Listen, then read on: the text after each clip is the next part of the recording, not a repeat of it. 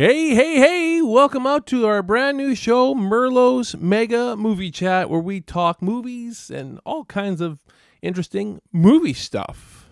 So, thank you guys all for tuning in, checking this out. Please do make sure that you hit that like and subscribe button if you haven't already. Like and subscribe to the channel. We're on our way to 1,000 subscribers. We're getting there. So help us reach that mark. It'd be much appreciated. And so on this channel, just on this particular show, just want to clarify exactly what we're going to be doing. We're going to talk movies. I'm going to share a lot of my opinions. I'm going to do rankings of all kinds of different films. And you guys can share your opinions too. At the end of the day, it's all about opinions, and I like to hear them. And I like to hear why people have these opinions. And I'm going to tell you why I have my opinions. So there you go. That's why. We're going to keep everything away from horror, though, on this channel, because I have another show where I talk horror known as Merlot's Movie Massacre. You guys can check out that show as well. That is a live stream I do once a week. It's usually just over an hour long. So, yeah, tune into it if you like to talk about horror. And speaking of horror, I am a bit of a filmmaker myself that makes horror films. So if you guys like horror, I'm making a Texas Chainsaw Massacre fan film, a feature-length Texas Chainsaw Massacre fan film, by the way. So we're having an Indiegogo campaign coming up March 1st. Definitely go check that out. There's a trailer online already, and we'll be releasing a new one with the campaign. And we'll put all the social media links in the description as well. You know, to like us on Facebook, follow us on Instagram and Twitter, all that wonderful stuff. Please make sure you do. We appreciate the support and help us get this awesome feature-length Texas Chainsaw Massacre fan film made. It's called The Sawyer Massacre, so watch out for that. So we'll get into it now. So today's video, I am ranking the Star Wars films. I got my Star Wars t-shirt on. Hope you guys dig that. Got to have some Star Wars in the room, right? It just makes sense. Hey, look at that right there. I got a nice big Star Wars poster right there. Yeah, convenient, eh? And I always have that on. So if you've seen Merlot's Movie Massacre, you know that I have a Star Wars poster and a Soundgarden poster. I'm going to do some music stuff sometime on this channel in the future as well. So, yeah. Soundgarden is my favorite band, by the way. That's why they're on the wall. They make the cut. So, without further ado, we'll get into it. At the end of the day, just remember, these are my opinions. And I just want to make sure everybody also knows that I'm a huge Star Wars fan, and I don't dislike any of the Star Wars films. So all these films I can honestly say I like, even though I know a lot of these do have some major issues, and I probably would have done things differently and all that stuff. But at the end of the day, these films are what they are, and I can like them for what they are, even with their issues. So just so you guys know, I'm not hating on any of the movies that are in my last place. I'm just they're just down there because I like other ones a lot more. That's it. And I'm also not ranking any of the ones like the Clone Wars movies. I'm only really doing the theatrical released movies. So the 11 film, the 9 saga films, and then the 2 other Disney Star Wars story, whatever you want to call them, spin-off movies. Okay, so let's get into this. Okay, so coming in last place for me is Episode 1, The Phantom Menace. Now, once again, I do love this movie, but I do recognize a lot of the issues it had. Now, this was the first Star Wars movie I ever saw in theaters. So, of course, when Star Wars came on the screen, and it was magical experience in a theater, and everybody's just cheering. The first Star Wars movie in theater since 1983. So it was a pretty awesome experience to be a part of that, and it was just awesome to be a part of that. That's all I can say about that. But the movie itself, although I like a lot of things about it, I think there was definitely some really cool elements to it. I wish they didn't start with like Anakin so young. And I can say that because apparently back in the day after Return of the Jedi was released, George was already planning on doing the prequel. George Lucas was planning on doing the prequel trilogy. And I believe I even saw Mark Hamill in an interview talk about how the prequels were. They had already planned it out, and there was going to be a young Luke Skywalker in the third film. He was talking about you'll see a young actor playing a young Luke Skywalker. Obviously, that never happened. But that would have been pretty cool. I think they started too young because there's too big of a gap between episodes 3 and 4, in my opinion. I would have liked to seen that gap bridged a little bit more, but I understand. It was the way George decided to go. It took him a lot longer to do it. Because of that, I know he went through a lot of personal issues. And again, there's some really cool elements to it. First off, the cool elements are like the Emperor and Darth Maul. Of course, he wasn't the Emperor in this movie. He was Darth Sidious. So Darth Sidious and Darth Maul, loved them. Loved them both as characters. And I love the big lightsaber fight, the Duel of the Fates near the end. Of course, it has major significance to the whole arc of everything. And I get that. There's just certain elements that to me don't line up with the original trilogy. And I wasn't going to say it, but you know what? Jar Jar Binks annoys the fuck out of me. Sorry for swearing, but yeah, he did. I thought he was kind of funny at first, but even in the theater while I'm watching this, I'm like, I was 19, I think it was 18 or 19 when I saw it in the theater. And, after a while, I was like, okay, I've kind of had enough of this guy, he was just too much. I think they overused that character. It would have been, I think if you were to have Jar Jar Binks in until they go back to his under the sea world there, and they deliver him and they leave him there. I would have left him there, because he's already done enough. I don't feel like you've absolutely needed him.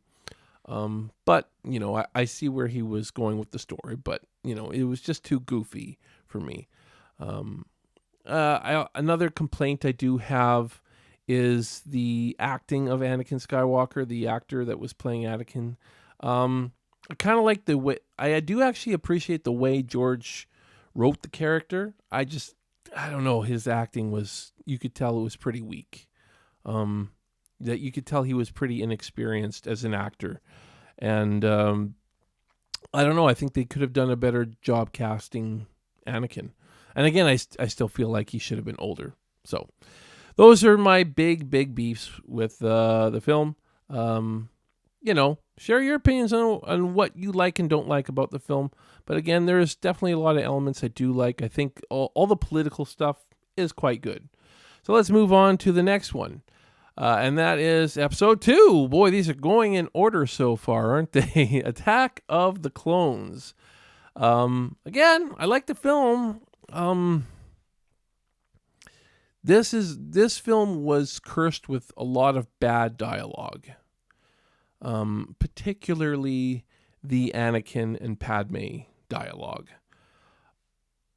And it's one thing to make a love story, but to make a love story like that, I kind of think that if George Lucas had decided to make the prequels before Titanic came out, maybe this movie would have been a lot different, because I don't know, I felt this way when I watched Titanic for the first and only time.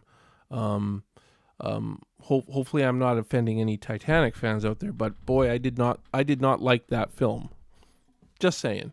And this over the top love dialogue is just, it really ruins the film for me. Yeah, that's my biggest complaint to this movie, I think, is the I'm haunted by the kiss that you should not have given me. And of course the sand, I hate sand. All that. It's cringe worthy stuff.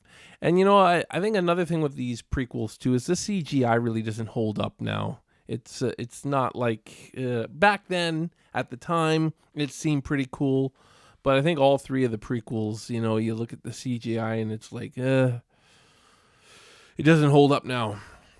That's just my opinion, though. So, anyways, a lot of the other elements I liked, the way the Clone Wars gets set up, but, just, I don't know. There's issues with all these films, guys, but the issues get more and more milder as we go along. Number 3 in the list. So it's not episode 3 Star Wars. It's not. It's actually episode 8, The Last Jedi. Now, this was probably the first Star Wars film to truly disappoint me in the theater. Though I had, I had pretty underwhelming experiences seeing those previous two in the theaters. I don't think my expectations were as great as they were for The Last Jedi. I was really, really stoked to see Luke again and know how he's going to grow, have grown as a character over the last 30 plus years.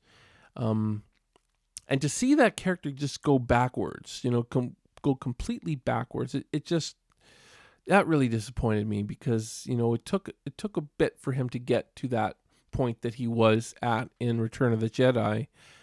And then to see that I feel like that whole story arc just kind of went down the toilet because of the way they treated the character in this movie.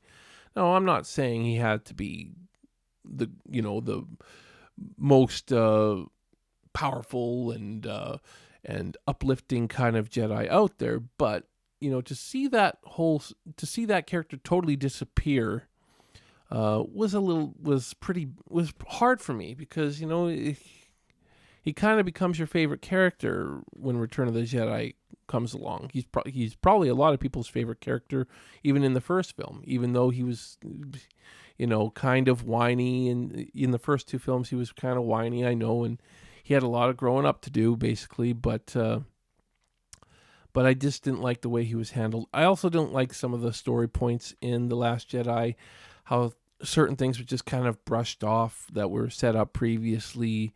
It didn't feel like there was a lot of thought that went into them, like Snoke and I don't know. I don't want to, I can't get into too much of it, but, there was theories about Snoke. There was theories about Rey's parents, and it just felt like they were just kind of brushed off and like they don't mean anything.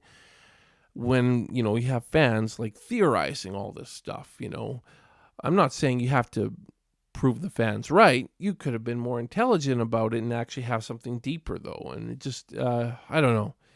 It, again, I still like the movie. I just wish I liked it more. I wanted to like this more because the trailers looked interesting. They set up all these cool twists and stuff, and at the end of the day, they weren't really twists, and I don't know.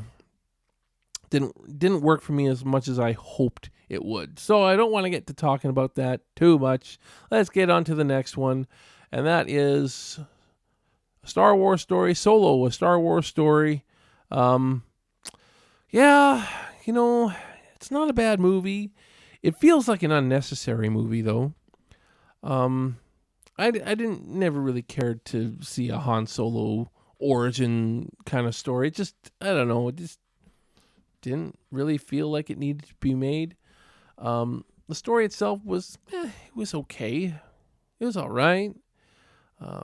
The actor playing Han Solo, though, I didn't buy him as Han Solo. I think a good part of it is the voice. You got to have a certain voice to carry Han Solo, to carry that character. I'm not saying you have to sound exactly like Harrison Ford, but you have to have a deeper, more commanding voice, and I didn't get that from that actor. You can make somebody look like a character all you want, but I think you gotta have somebody that can sound like the character too. And whereas the actor that played Lando, Donald Glover, I believe, that's Danny Glover's son, if I'm not mistaken. Correct me if I'm wrong. I could be. He nailed it. I bought him as Lando. I didn't like certain things with his character in the movie, but like him, like basically being in love with the droid. I don't know. But I didn't really like the droid either. But it was an interesting story. It was interesting. I had fun watching it. At the end of the day, I had fun watching the movie. But it missed the mark a little bit here and there for me. So pretty much anything that we see from this on out, I can really say that these are more my top films, I guess. So coming in, I think this is what, fifth place now. Yeah, fifth place. I have got Star Wars Episode 3, Revenge of the Sith. Saw this one opening night. I was anticipating a lot with me. Does it fall short a little bit? Sure it does.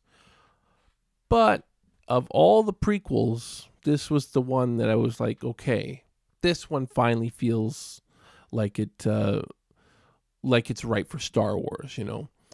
Again, there's a few things that fall short for me, but I won't get too complaining with this, because ultimately we got a little bit better dialogue in this one than we were getting in some of the prequels.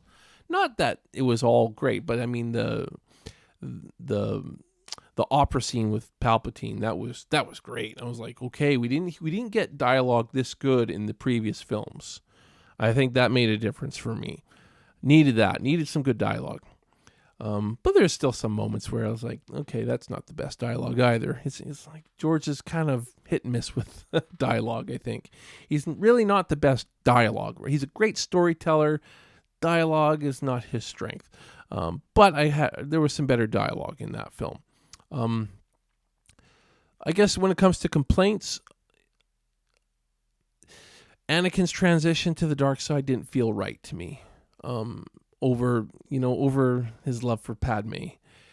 For me, from watching the original trilogy, I always felt like it was a lust for power. Darth Vader wanted to be the most powerful. He was becoming more and more powerful as a Jedi, and I felt like the Emperor probably showed him how to be even more powerful. And that's what I would have done. Again, it's what I would have done. Maybe we'll do a whole what I would have done for the Star Wars prequel video in the future. If you guys are interested in that, we'll see. Who knows? But that's what I would have done. That's what I would have liked to have seen. That lust for power. And instead it was a love story, and but it was cool that he turned to Darth Vader, and that was a great moment. But again, where's Padme is his first line, and the no, it almost kind of ruins it. You just don't feel like Darth Vader would ever say those things. It'd be like that. It felt a little bit awkward. What are some other things I don't like? There's that.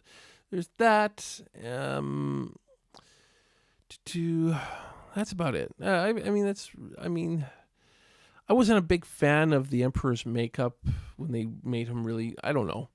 It was a little bit goofy. Some of that was a bit goofy for me. I wished it was a little bit better. It wasn't as cool looking as I thought it did in Return of the Jedi. But that's just me. That's just my opinion. But that's about it. I mean, some of the CGI, I guess, still doesn't really hold up. That opening battle though the opening battle was pretty cool, except I didn't like the buzz droids thing. I don't know. Subjective. You didn't get anything like that in a star battle in the original trilogy, so it felt kind of weak to me, but whatever. That's it. That's nitpicking now. I'm nitpicking. I have to nitpick to find flaws, so I'm going to point out flaws in all these films though, guys. So, going on to next would be Star Wars Episode 7, The Force Awakens. I know the audience is pretty, everybody's pretty mixed on this film, and I get it. I do feel it does copy A New Hope quite a bit. I'm not going to lie, I do feel it does take a lot of elements from that story. Maybe a little more than I would have liked. I don't mind taking some elements, but it seemed to follow a lot of the same things. Mind you, A New Hope followed a lot of the same things of other movies. It's good. It's just a good story, so it worked. But I do feel like it did follow that a little bit.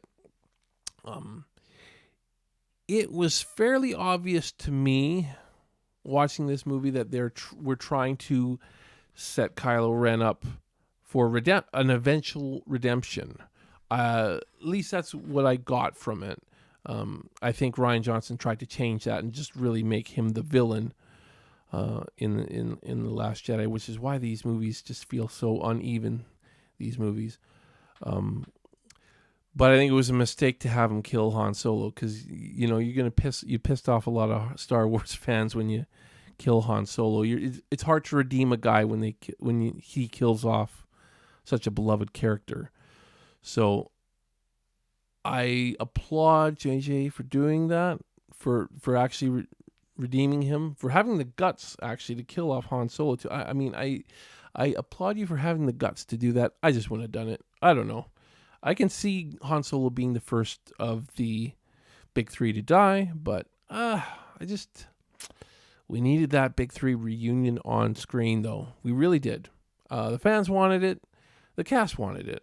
So, but you know what? I loved Daisy Ridley as Rey. I know everybody says she was a Mary Sue type character. I don't know. I don't know if I necessarily agree with that. I can see where they're coming from, but I don't necessarily agree with that. It's she was just strong, very strong with the Force, and it's like saying Anakin was a Mary Sue type character. I don't know, or Luke was a Mary. I don't know. Anyways, moving on. That's pretty much all I got to say about that. So, moving on, my next one is, Star Wars Episode 9, The Rise of Skywalker. I actually, for the most part, I really liked it. I do get why a lot of critics didn't like it. It jumps around a lot in the beginning. It's very fast-paced, and some of the stuff does seem unnecessary. But at the end of the day, I kind of dug the way the story went. I really liked the way they handled Carrie Fisher and using the way they used the old footage. I don't know. I had no problem with the way they used the old footage. I've heard a few people say that they don't like the way they combine that footage, but I got no problem with it. It worked for me. It wasn't a massive part, but it was a big enough part. They gave Princess Leia a fairly good sized part, considering the actress was already dead. Carrie Fisher had since passed on. So, did it seem like flawless acting? No, but you know what? Her acting didn't seem like flawless acting in the other two as well. So, Carrie Fisher's acting had declined, had gone down a little bit, and if anything, it felt pretty natural compared to the other movies. It worked for me. It just worked for me. I can understand why it didn't work for everybody, though. But I liked it. I liked the way they did her character. I like how they redeemed Kylo Ren, because I didn't think I was gonna like how they redeemed Kylo Ren. And by the way, the fact that Kylo Ren was redeemed the way he was kind of made up for another story thing that I didn't like so much. So he was redeemed by Han Solo, basically, whether it was a vision or a Force ghost, but I don't think it could be a Force ghost of Han Solo. But essentially Han Solo forgiving his son for what he did and all this, that really worked for me. But I can't help but notice that there was kind of a big plot hole before that all that story that was taking place in the early, the first 45 minutes of the movie pretty much was all pretty much for nothing, because it was all to find this Wayfinder thing. And after she finds it, it gets basically destroyed. And so it was all for nothing, only for her to go see Luke. And Luke says, "Oh, here, by the way, I have another one for you." That's kind of weak. I wish they didn't do it like that, because that whole first half of the movie almost feels like a waste, other than Kylo Ren's redemption. So at least we get that out of the whole thing, but it could have been handled a little better. I think that if I was doing it, I would have Luke say, "Well, you don't need to actually have it. You've seen it. You've touched it. You use the Force now. Have it be a Force moment. You have the Wayfinder with you because you've seen it. If you're that Force sensitive, I feel like you should be able to." That would have been so much better to me than just Luke saying, "Oh, by the way, here you go. Here's the Wayfinder." So, anyways, again, I'm kind of it would it, I would nitpick a lot of that more if Kylo Ren wasn't redeemed the way he was.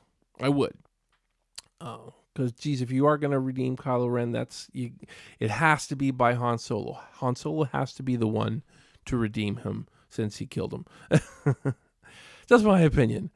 Moving on now. So you might get into some controversial stuff here. Okay, so in fourth place on my list is the original Star Wars from 1977. So you're probably thinking, geez, that's in fourth place. Why isn't it higher? Well, guys, as much as it was the first Star Wars movie I ever saw, it's the first Star Wars movie that ever came out. But if I'm really not being clouded by nostalgia, I mean, my nostalgia wants to rank it a little bit higher, but I just have to say, if I'm not clouded by nostalgia, it is probably the weak. It is the weakest of. It's definitely the weakest of the original trilogy. Dialogue wise, it's that George Lucas dialogue. Acting wise, again, I hate to say Carrie Fisher because she got so good in the next two. Princess Leia was so good in Empire Strikes Back and Return of the Jedi. But in this film, you could tell she was inexperienced. She seemed very inexperienced. She had a certain quality though that really worked for the character, but I felt like I was watching a fairly inexperienced actor. As I'm older now, watching it now, I feel like, okay, she doesn't seem that experienced, and there's some weak moments. I mean, when she's about to watch Alderaan get blown up, and like all of a sudden she's got a bit of a British accent. Where did this come from all of a sudden? She wasn't talking with a British accent before. Did this happen because if she's playing off of a British actor? Is because Peter Cushing was British, and which can happen sometimes with some people. I mean, it used to even happen with me a little bit when I worked at a bakery with Portuguese people. I kind of would end up talking with a little bit of their accent at times while around them. It's just, it's naturally you can do that. But yes, she never slipped out of that accent during that scene. It feels very weird to me. So if I'm just being critical, the original Star Wars, yeah, it had that moment for it. It is a little bit slow paced too, and again, some of the poor dialogue with Luke, and I don't know. It's there's some weak moments for sure, and obviously the special effects of any of the original trilogy, where the special effects really kind of don't feel like they hold up at all. It's that one. Well, let's admit it. The special effects are pretty weak compared to Empire and Return of the Jedi. So that's why I've got it ranked at number 4. So what do we got ranked at number 3? That would be Rogue One, A Star Wars Story. Okay, so some people will definitely hate this opinion on this. I really enjoyed this film. It was the first film in the Star Wars to not have an opening crawl, and it probably should have, but I just really dug this film. It's not perfect. It did add to the flaws of A New Hope a little bit. It kind of puts those flaws to bed a little bit, I guess. The port was there on purpose by the designer. I like that because you figure, why would the Empire build a port that goes right to the main reactor, So that was something that people thought of over the years a few times, and these guys wanted to tell you why that port was there, and they did. Apart from that, though, if I'm getting into flaws of this movie, I do think there are a few too many characters. I think, as far as good guy characters, part of the Rogue One team, I think they went a little bit too many. I think it could use less, because I felt like some of them could have got more depth to them, and we didn't get enough depth to them because it's like, okay, now we're trying to learn about this character, now we're trying to learn about this character, now we're trying to learn about this character. and it kind of takes away as a whole. So if it was me, I would have taken a couple of those characters out. I don't know. I don't know which ones I would pick, but I don't think they were all necessarily needed, or if they were there, they were just background characters and that's it. I don't know. Just there to be part of the crew, part of the command crew for the shuttle, whatever.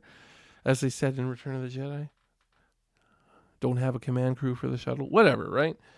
So that's how I feel about Rogue One. I think overall it's great, and that Darth Vader scene just tearing up the rebels, that's great.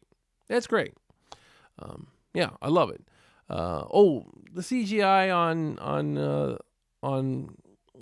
Tarkin and Leia, could be better. I personally think they should have just, at least Tarkin, just recast the character. I've heard a few people say Charles Dance. Yeah, Charles Dance would have done the character. He didn't have the right voice for him, probably, but look-wise, you could have definitely made Charles Dance Tarkin, for sure. That's just my opinion. Okay, we're getting down to the nitty-gritty here, folks. Down to my top 2.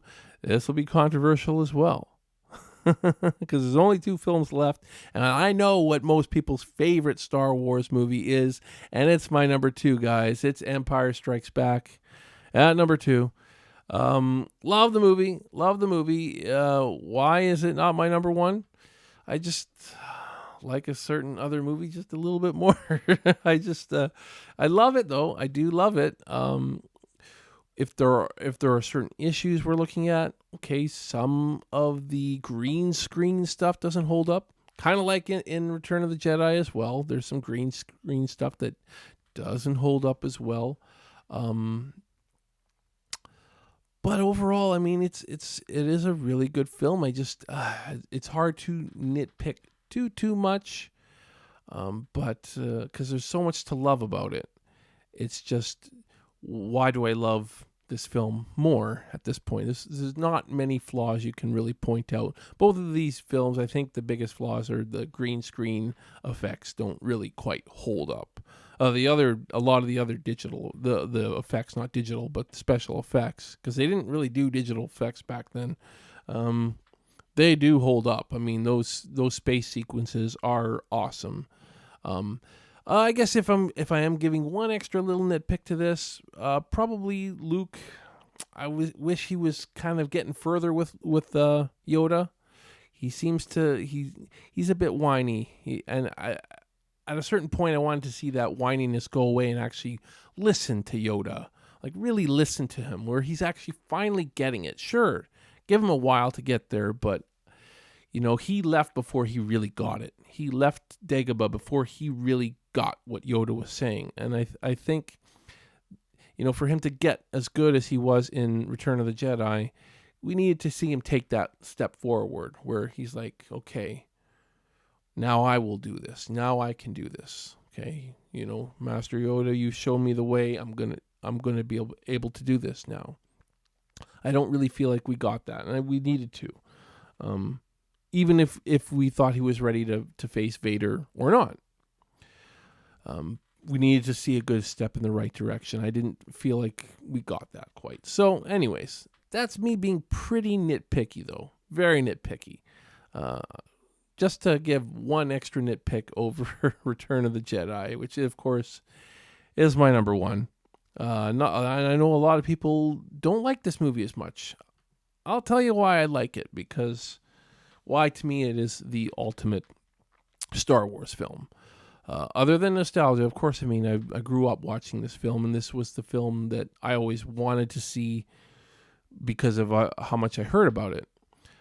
Because of my older brother used to tell me about it all the time and say, oh my God, this, oh my God, that, oh my God, you get to see Darth Vader's face. Oh my God, the Emperor is so badass and all this stuff. And all that's true. All that is true. The Emperor did prove to be an even bigger villain than Darth Vader was. And, Ian McDiarmid, wow. All I can say is wow. Ian McDiarmid was younger than I am right now. I'm 40 years old. He was younger. He was like 38 when he played the Emperor in Return of the Jedi. And I think that's amazing. That amazes me. I just, I can't believe he was that young. And I guess makeup is a big factor, but still. Now, most people don't like the Ewoks. I personally love the Ewoks. I love the Ewoks. I think they're absolutely great.